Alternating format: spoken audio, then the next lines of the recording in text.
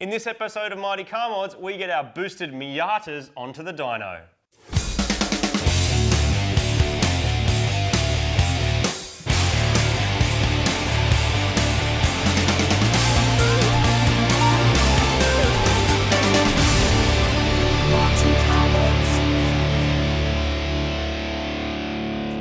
Welcome to another episode of Mighty Car Mods, where the battle of the Superchargers and the Turbochargers rage on like intergalactic robots, battling Flurpies like there's no tomorrow, and each one metamorphosizing into a big metal creature that eventually grows big horns as hands, and they battle their unicorns like a big docking thing. And then a Voltron robot grows rollers and becomes a dyno, so every dyno you've ever seen is actually a robot that's sleeping.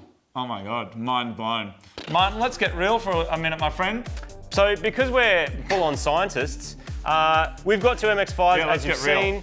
We've shown the build of certain bits. And for people, a lot of people interested in how that supercharger kit went together, there is a build log on our website, which you can check out if you want to have a closer look at that. But for today, we're actually going to go back in time. That's right, Marty. You can call me Doc, because we're getting old on your asses. And we're going back in time, Martin. What are we going to do once we get back there, other than give our previous selves some advice? Like, I don't know, don't eat kale, or don't read the YouTube comments, or like what else are we going to do when we're back in time? We're going to take a stock MX-5, which happens to be the red MX-5 you've already been watching, onto a dyno. Before we touched it, we got it dynoed because we knew everyone would want to see it and because we want to see it. There it is. So we're going back in time, and this is stock power figures for this stock red Miata. We've come down to see the guys at Haltech to do a power run and see how much power a stock MX-5 makes at the wheels. Scott, also known as Tuning Fork, is no stranger to tuning MX-5s, from naturally aspirated street cars right up to race cars putting out hundreds of kilowatts. Most of the MX-5s make about 70 kilowatts at the wheel, somewhere around there. So we'll tidy this one up now. So this is a VCT one, so you'd expect it to make a little bit more through the mid-range, so the part where you actually drive the car. So we'll give this a quick tune now and see what we actually get out of this one before you guys do whatever you're going to do to it. We're going to dyno the car with the stock computer and with the Haltech installed, so we have a baseline for both and to see if there are any gains to be made before we start modifying engine hardware. The car is strapped down and we're ready for our baseline run.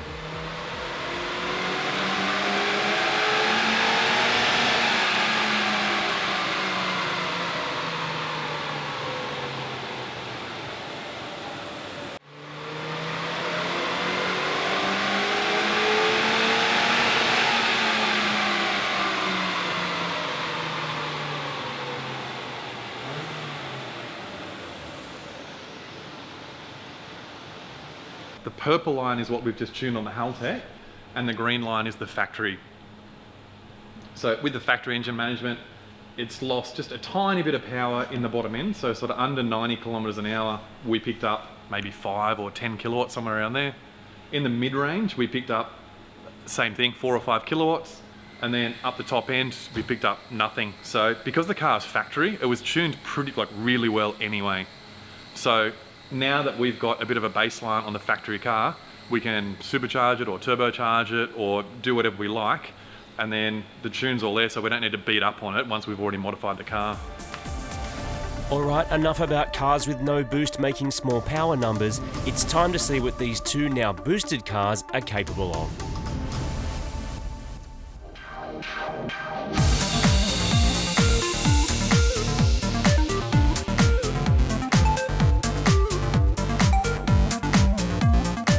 So Scotty, let me give you a bit of a recap. Here we have an MX-5. Let's call this the red one. Over here we have, let's call that the black one. Now we have tried over many long nights and weekends to get these cars as closely the same as possible. So they're only a couple of months different out of the factory. They've got the same oil, the same spark plugs, the same injectors, the same tires. The only thing that's different is this one's turbocharged, this one's supercharged. So today is the day where you get to tune your fork on them. You get to bing. What are we going to see? What do you expect is going to happen? It's a hard one, isn't it? Well, it depends how much boost we put into them, I suppose. So it depends on what we do to the wastegate on the turbocharger, what the pulleys are like on the supercharger. Yep. And the main difference, I suppose there's a lot of difference in, it takes the engine horsepower to drive the supercharger, whereas when it's turbocharged, you've got a restriction in the exhaust from the turbine Because of the wheel actual turbine, right? itself. So both of them have got fors and againsts. I know what my personal preference is. Oh, really? I don't think we know about that because Oh, you really? love tuning my supercharged Mini. Scott, let me ask you, is 10 pounds on a supercharged car, 10 pounds on a turbocharged car, is it the same? So what'll happen is with the supercharged car, as we rev it up, more revs, it'll get to more boost until it gets to, let's just say, for example, if we had a 10-pound pulley, it'll reach 10 pounds at whatever RPM. And just sit there. That's it. Yeah. Whereas if it's turbocharged, it'll come on as hard as we can possibly get it to come on. So it'll make 10 pounds early and it'll stay dead flat at 10 pounds because the wastegate, the thing that moves the exhaust either through the rear housing of the turbo or out into the exhaust, will be flapping back and forward to maintain that boost pressure. So potentially, even if their maximum power is, let's call it 120 kilowatts or whatever it is, we should expect on the turbocharged car to see a bigger hump earlier on. Perfect. So we talk about that as the area under the graph. Okay. So let's just say they both make exactly 120 kilowatts, for example. That's at one particular RPM that we talk about that number. Yep. Whereas we need to talk about it the whole way through because if this car makes, let's say, 100 kilowatts at 4,000 RPM. And that's only making 80. Well, where do you drive the car? Yeah. So Well, that's where you drive it. I mean, Marty and I have spoken about that a lot in the past when people are comparing dyno numbers, but that number is only significant as a calculation of showing what the car's capable of making at a point in the RPM scale that no one ever drives their car. Or if they do, they get arrested, you know? Yeah. So you've got to be careful with that with picking either the right pulleys or the right turbocharger size because you might want a car, say for example a turbocharged car, if it makes 250 kilowatts at the wheels from 3,000 to 7,000 RPM. That's epic. Yeah. Incredible. Yeah. You might get one that makes, say, 500 kilowatts at the wheels from 6,000 to 7,000 RPM. Yeah. It's very, very different animals, but when you look at that max power number, one of them always looks bigger than the other, but it might not drive as good. So do you think there's a way of interpolating the figures that we get today to work out, obviously there's peak power and that's a lot of thing that people are going to be interested in, but is there a way of interpolating the other results to see as an average which car is making more power at the same amount of boost? So what we can do on the dyno, we'll set them up as an overlay. So we can look at the manifold pressure on both cars, the RPM, so we can go through and we can watch what sort of power they're making at manifold pressures and we'll try and match up the manifold pressure. Perfect. We'll move some ignition timing in and out because when you've got an exhaust restriction, you might not be able to put as much timing into the engine. So an exhaust restriction in this case being the turbocharger. Yes. Supercharged, we might be able to get more timing into it, be able to make more power. Okay. There's a few little things like that. So we'll have a look, but I'm definitely curious. I don't know the answer. All right, there's only one way to find out. Let's hit the dyno and do this thing. You're going to sit in with me, mate, and show me how it's done? Acting walk. Oh. So Scotty, the order of what we're going to do today. Supercharged MX-5 on the dyno.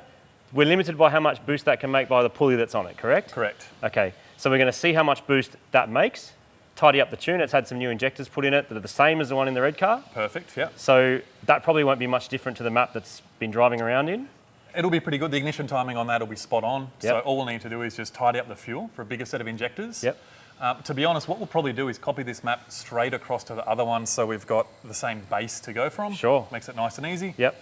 And then we'll put the turbocharged car on, run it up to make, or on wastegate pressure, so on the least amount of boost pressure we can actually run. Yes. And then see what the power output is side by side. Yep. We might work with the boost as well. So let's say, for example, this makes 10 pounds. We'll try and get that one to come on to 10 pounds as early as we possibly can, so that we'll say both of them run 10 pounds, and then we'll be able to see the difference in the mid-range power as well. How much power are we going to make, Scott? Just take a guess. The winner gets a gay time. Supercharged, 122.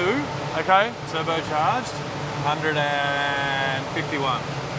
Oh, so the turbocharged one's done already. That's like the turbocharged one's already won. Yeah, it's a time. I was Cool, wrong all right. once. We can cut, man. No, we don't need to do it anymore. It's not the end. What? It's not all about power, dude. No, he already took a guess at the power, and he said that's good. Well, it'll get like 30 kilowatts less than the turbocharged one. So I'll take the camera home, Come on, man. Do you want me to take, are you good to go, Ned? I want to see what happens. Oh, okay. Time for our first supercharged dyno run.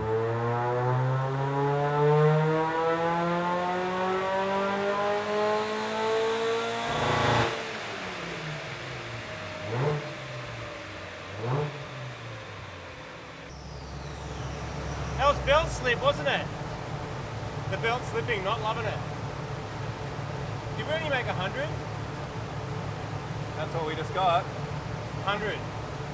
Just gonna go down here, start my data log, up, full throttle, hopefully we get a bit more boost this time. All right.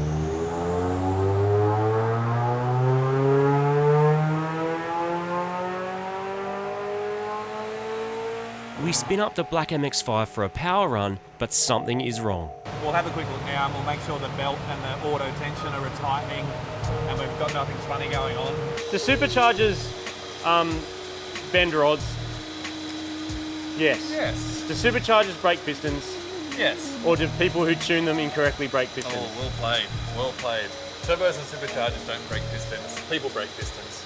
This has a new belt on it, and the belt is slipping and we cannot make it grip, which means we're not actually going to see that power figure on the dyno,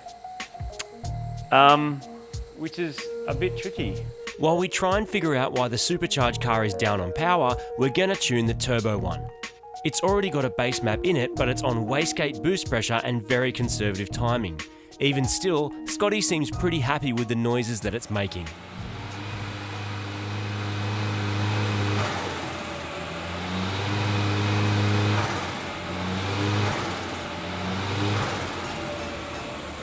Ladies and gentlemen, did everyone just notice how excited Scotty looked then? Not even like got more than wastegate pressure and he's already smiling like a crazy. Even reversing it on feels good. So all we've done now is we've just loaded exactly the same map out of the supercharged one into this, so there's going to be a few changes, but as far as the base for the variable cam control, the fuel map and the ignition timing, everything's exactly the same. We'll have to make little changes to the fuel map because it comes on a little bit differently and there's different restrictions. We'll make a few times changes to the ignition timing, so we'll pull a bit of timing out of it just to start with, and then we'll feed it back in, but I only want to feed it back into the same amount of timing that the supercharger one's got, just to be fair. We'll take all the boost out of it, so it runs on wastegate pressure, so it'll be as lazy as it can to come on, and then it'll just sit on whatever the wastegate pressure is, so we'll start from there. So we'll do one tune to make it as lazy as we can, and then we'll do another tune to get it up to 10 pounds for as long as we can.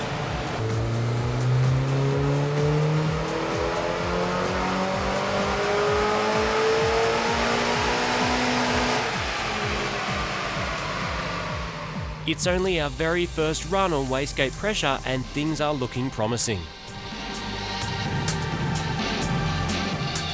So at this point, our turbocharged MX-5 has made 133 kilowatts with essentially the same map in it as a supercharged car. That's impressive, man. From a stock figure of like 75 up to 130 with just a snail, that's freaking and awesome. that's on wastegate pressure, so you actually can't make less power unless you mess with timing. You can't actually make less power than that. That's it. That's your minimum. That is impressive. But of course, we're not quite at the same level with the supercharged car. You could probably hear what the problem was.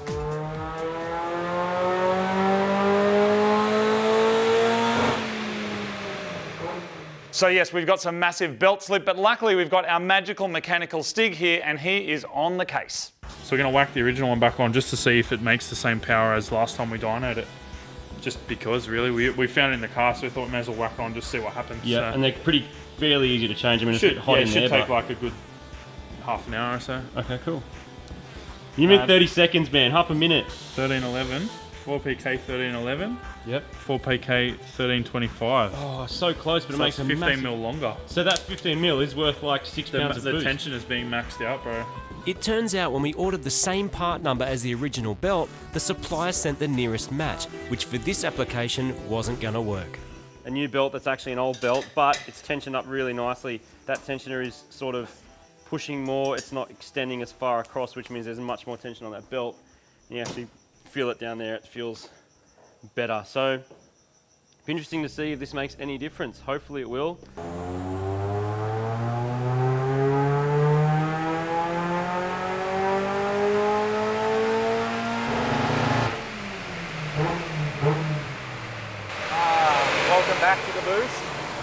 we back? We're back. Well spotted on What'd we your make? What'd we make? slightly oversized belt. Yay! 118, we're back. So, Back in the game.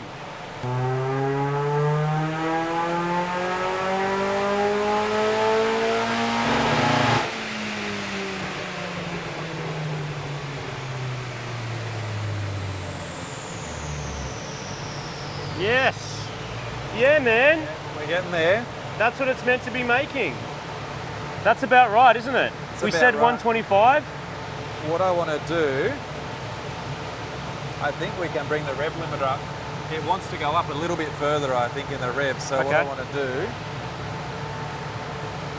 bring the revs up a little bit, just to get a bit bigger of a number. And then we can have a look at the boost curve, and as long as it's holding it, we're good, right? Yeah.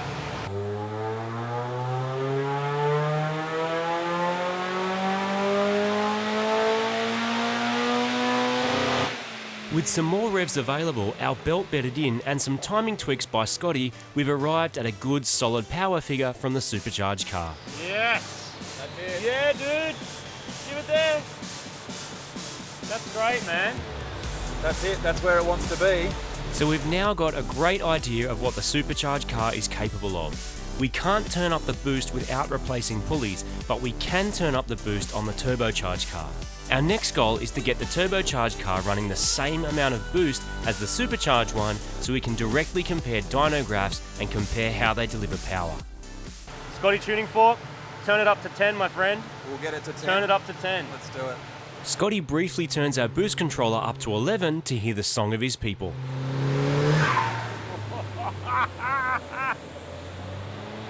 We've sort of roughed in the shape of that table. So we start our data logging so that we know what happened after the run. Yep. Recording, up, full throttle. You ready?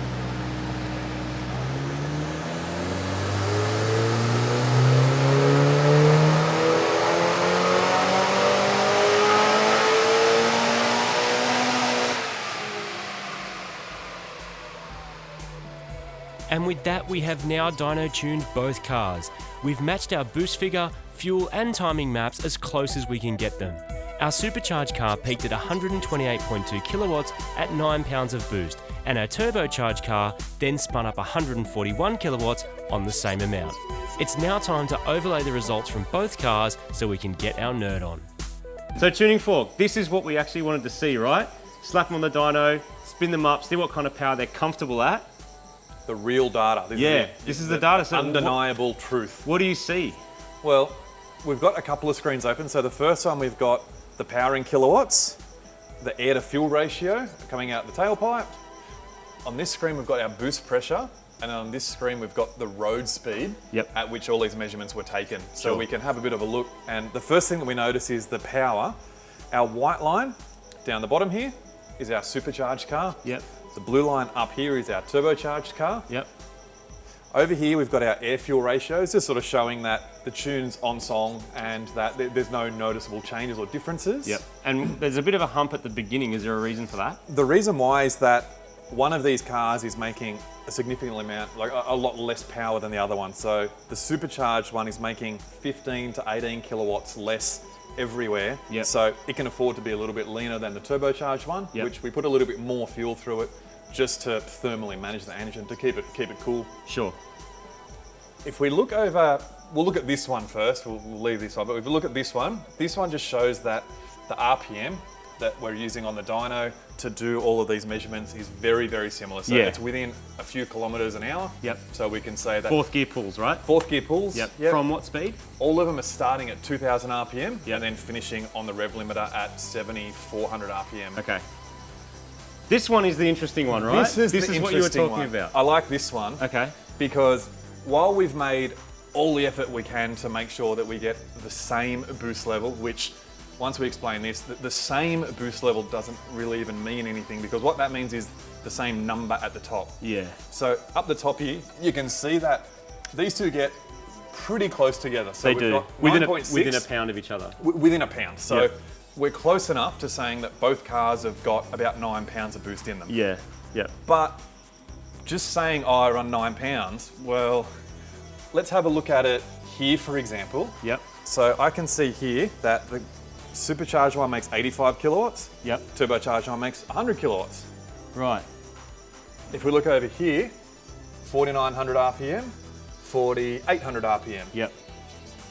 Here, a supercharged car's got 4 pounds, a turbocharged car's got 10 pounds. But then what if we come back here? A Wow. turbocharged car's still got 10 pounds, a supercharged car's got 2. I'm noticing one very interesting similarity between these two graphs is this line Yeah. and this line on the supercharged car Yeah. match. This one doesn't because it comes on boost and stays on boost, which is what you were saying, right? So this is the difference where it's the area under the graph. So if we can get our boost in earlier, we're going to make more power everywhere. Yep. So with the supercharged one, you need revs to spin the supercharger to make the boost. Yep. So that's why you can see that it's so linear. And that's why the purists, those racers like that the linear power of the supercharger. Sure. Whereas once you go to something that's turbocharged, you can get the boost in much earlier, making more power everywhere. So I don't want this to seem like we're hating on supercharged cars because I've driven both Yeah. and the supercharged one still feels fast on the road. Not at all. It's definitely not about that because there's so many uses for the supercharged cars where, out of all of them, light, small cars, MX-5s are probably a perfect example where if you put your foot down to a certain position, you're going to get a certain amount of torque, a certain amount of horsepower, and away you go. So for the driver, it really is a nice thing to have that linear power curve. Yep. Unfortunately, you normally can't make the same sort of horsepower that you can with a turbocharger. Yep. But then with a turbocharger, when you put your foot down, you'll have turbo lag, whereas with the supercharger, you don't. Right. That's sort of what you're talking about, I think. Yeah.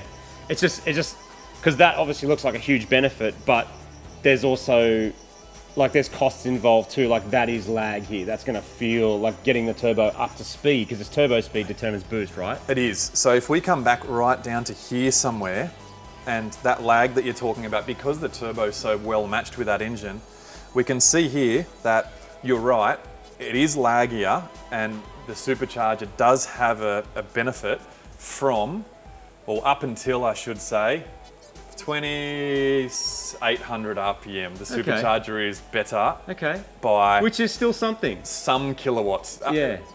Barely measurable Right, kilowatts. We've just changed the screen down the bottom here to just show our newton meters of torque as well. So how much grunt the engines have got.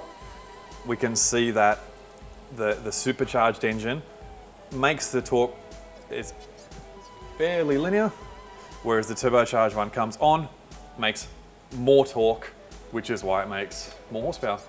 As a real world test, does it seem a fairly valid way to compare two technologies? This is very reasonable because we're operating on the same dyno on the same day, so the argument about different dynos doesn't really make much difference. Same operator, same strapping technique, same tyre pressures, same temperature of the day, so none of that stuff has changed. Yeah. The tests that we've all done are all full throttle. Yep. So power runs is what they're known as. Yep. So we've kept everything as consistent as we possibly can, and the results are there. You can't really deny the results. Admittedly, the supercharger just doesn't make the boost like the turbocharger can. Yeah. Yeah, and even this is not in its probably complete efficiency either. Like that is still fairly low, like 10 pounds. It's capable of supplying more without too much extra effort. Do you think 20 to 30 kilowatts more is reasonable if you were to add boost? That particular turbocharger will probably be really efficient at about 16 pounds, so about 6 pounds more than what we're running. Sure. And you would expect to make 7 to 10 kilowatts per pound. Yep. But then obviously we're limited by the factory engines that we're using. Of course. And similarly, different pulleys, potentially, you can just keep cranking the boost that way on your supercharged car. You can put pulleys to a point, but then you start to run out of efficiency of the supercharger. It'll start to get hot, you'll be overspinning it, it'll end up being a restriction, and then you'll have to go to a larger supercharger. So the balance for supercharging and turbocharging is pretty fine. So we've seen it on the dyno, we've seen it on a graph, we've got it side by side now. I think they just need to be driven. Man, drive them on the road, see what they feel like on the road and which one you prefer. Yep. Drag race them to get your mile an hour, and then you can know sort of where the usable power is. and I suppose see which one you enjoy more. Highly educational, my friend. Pleasure. Thanks for Thank you. coming in. Mad, I love that. So sort of sciencey. So there it is. That is the side-by-side comparison of Supercharged and Turbocharged. And if you just want to bring it right down to dyno figures, then the winner here is the Turbocharged MX-5. Not by a great margin, and in the real world, it might still not be enough to actually be particularly better on the road. It's going to feel different to drive, but whether it's faster, whether it's got better acceleration, all these other things, whether the times are different around circuits and tracks and skid pans, that is yet to be seen. Well, I think the interesting thing about it is because we've got some supercharged car action in the Mighty Mods garage, we've got some turbocharged cars, we've driven a lot of both, we've swapped cars, we've driven a lot of both, but this is the first time that it is the same platform, the same car, replicating as much as we can. And the figures, if you're looking at it compared to stock figures, it's really impressive already. Just Boost wins, there it is, that's great. A couple of V8 people out there going, V8s are better. Boosted V8 trumps everyone. So anyway, next up, Martin, what's the plan? We're gonna drive them. So next up, we've got to actually, take the cars out and use them for their intended purposes. I mean, dyno is one thing, but real world is going to be a whole nother. The dyno can tickle the brain, but what tickles the heart? And the shoes. That's exactly, and that's driving the car, isn't it, Martin? And you can find out next time on Mighty Car Mods. That's great. Just walk out now. Oh, you know those, have you had those I've nut got bars? them. Have you got them? Oh, not the nut bar. I thought you meant these, Martin. You want some of these? No way. Have you guys had these? Let me show you these things. Are they We'll eat cheese? some, Martin. Get some of those. These are a crispy corn treat. I feel like we've eaten corn nuts before, but these are corn nuggets.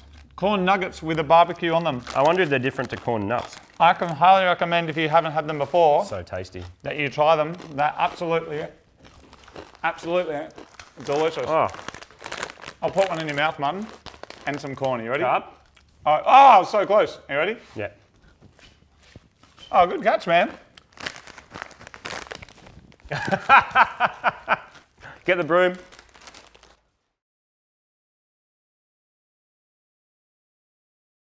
What are we going to do, Scotty? We're gonna turn it up to 10.